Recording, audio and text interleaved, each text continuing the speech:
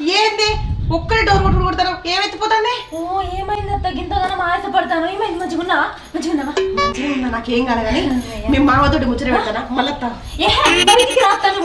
నీ పెళ్ళైన దగ్గర నుంచి కాంతలేవు కదా. ఏమిటండి మీరు మాట్లాడేది? అసలు రూమ్లలో డోర్లు వేసుకుంటారు కథ మత్తనే లేరు బయటికి.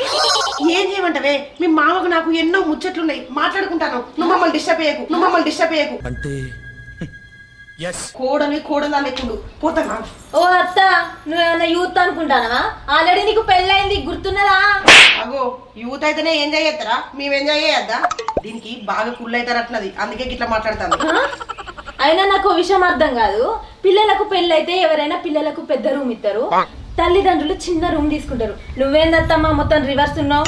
ఇది నా ఇల్లు, నేను ఇచ్చిన రూమ్ లో మీరు ఉండాలి. అంతేగా ఎక్కువ తక్కువ మాట్లాడకు.